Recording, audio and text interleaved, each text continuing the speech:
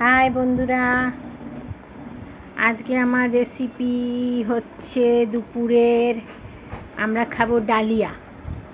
ডালিয়ার জন্য আমি নিয়েছি, ডালিয়ার সবজি দিয়ে করব। ডালিয়াতে দেবো কুমড়ো, দেবো দুটো পটল, দেবো একটা টমেটো, দেবো আলু, একটা গাজর, একটা কাঁচা লঙ্কা, আর দেবো একটা লাল আলু।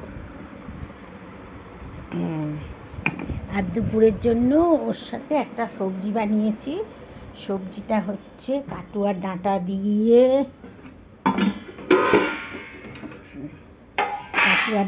দিয়ে বেগুন দিয়ে, আলু দিয়ে, কুমড়ো দিয়ে, লাল আলু দিয়ে একটা চচ্চড়ি বানিয়েছি।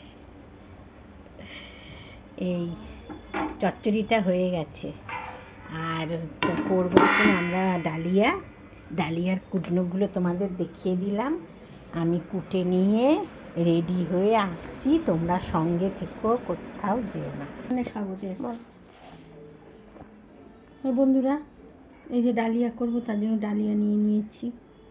ওই 1.5 কাপের মতো নিয়েছি ডালিয়া। এটা বসাবো, ফিরে আসছি, সঙ্গে থেকো। হাই বন্ধুরা, এই সব দিয়ে বসিয়ে দিচ্ছি, ডালিয়া দিয়ে দিয়েছি। এর মধ্যে এই আনাজগুলো সব দিয়ে দিচ্ছি।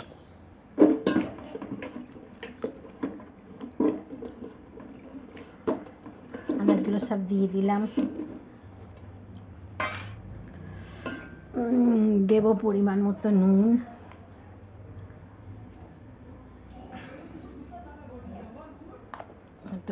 সামান্য একটু হলুদ,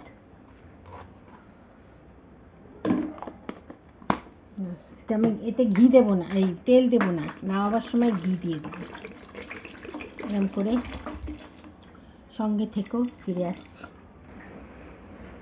হাই বন্ধুরা, এই যে আমার ডালিয়া হয়ে গেছে।